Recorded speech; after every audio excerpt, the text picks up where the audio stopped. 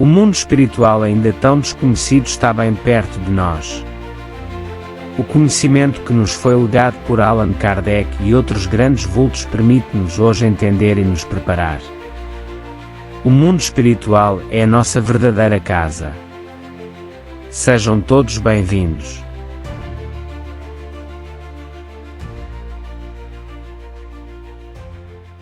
Espiritismo e ciência. Vou falar um pouco então desta ligação no vídeo de hoje, amigos.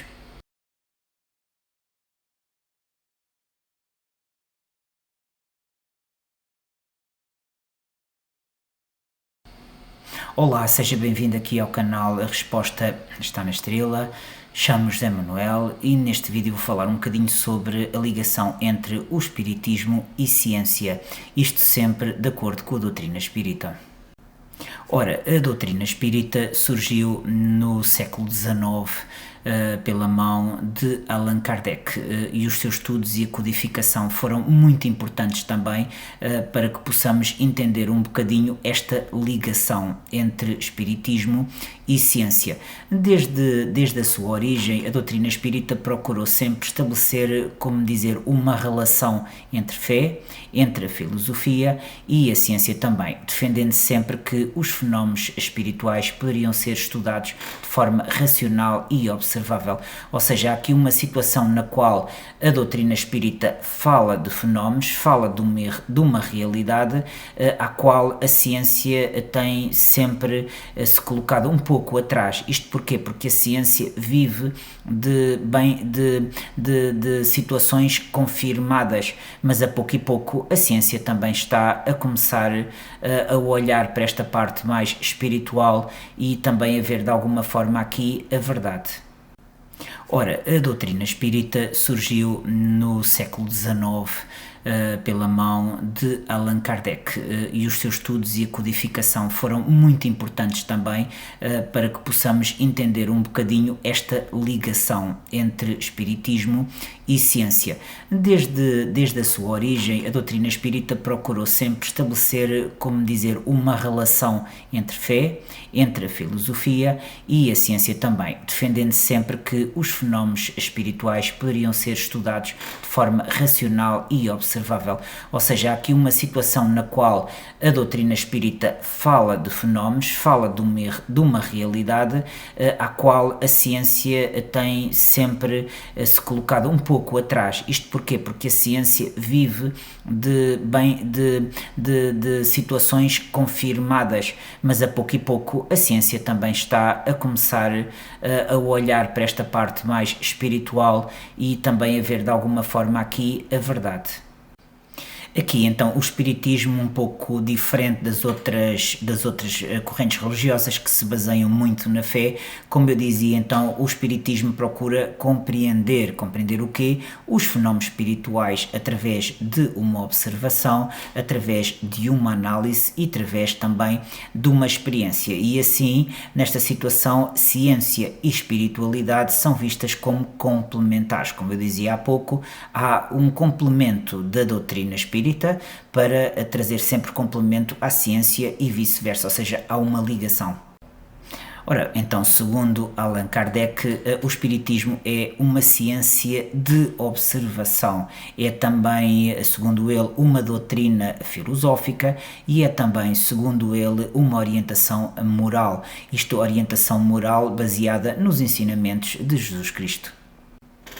O espiritismo, então, desde o início, procura sempre, então, responder a questões que são fundamentais da existência humana, tal como qual é a origem da vida, qual é a existência da alma, a vida depois da morte, a reencarnação, as comunicações entre espíritos encarnados e espíritos desencarnados, porque todos somos espíritos. Allan Kardec, então, desde o princípio defendeu sempre que o espiritismo deveria, então, acompanhar um progresso chamado científico. Para ele, se a ciência, neste caso aqui, demonstrasse algum erro na doutrina, o espiritismo deveria, então, adaptar-se à verdade comprovada. É muito interessante quando, da parte de Allan Kardec, o codificador, há essa preocupação, ou seja, não se refugiou naquilo que ele acreditava, mas colocou à à disposição todos os estudos dele, da ciência. Allan Kardec usava muito um método que se baseava então na observação dos fenómenos mediúnicos, na análise racional destas comunicações, destes fenómenos, numa busca também de uma coerência lógica, numa comparação também de mensagens, e através destes tópicos ele procurou sempre estudar de alguma forma mais particular e muito interessada tudo isto que existia, todo este tipo de comunicação que vinha do mundo espiritual, ou seja, ele era um estudioso e acima de tudo também um curioso. O Espiritismo então desde o início começou por estudar diversos fenómenos, entre eles o fenómeno da mediunidade, ou seja, o que é a mediunidade? É uma capacidade que existe de comunicação entre espíritos e os seres humanos enquanto encarnados. Ora, segundo então a doutrina espírita, todas as pessoas possuem de alguma forma ou com alguma intensidade ou menor ou maior um grau de sensibilidade mediúnica. Também acontece que alguns indivíduos possuem uma mediunidade mais desenvolvida e que realmente os fenómenos também podem incluir, nestes fenómenos de comunicação, podemos incluir também a psicografia, a psicofonia e a intuição. O Espiritismo então defende que o espírito vive várias existências corporais, ou seja, através de reencarnações sucessivas. O espírito também tem uma vida que serve então como uma oportunidade de aprendizagem, mais uma oportunidade entre várias, e que o progresso moral também acontece gradualmente, ou seja, o Espiritismo defende que cada reencarnação nos ajuda a crescermos. Como já vos falei em vídeos anteriores, nem sempre aproveitamos da melhor forma a reencarnação, mas é sempre um processo e é sempre uma oportunidade, está nas nossas mãos aproveitá-la, amigos.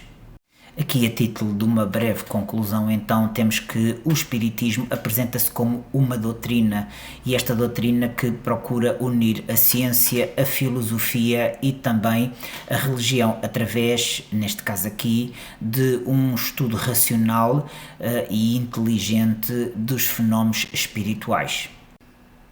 Muito obrigado, amigos, por por esta possibilidade de estarmos juntos, pelo vosso apoio aqui também a este trabalho que desenvolvemos. Se tiverem então alguma dúvida, estamos aqui ao vosso dispor, podem deixar um comentário nos vídeos do YouTube.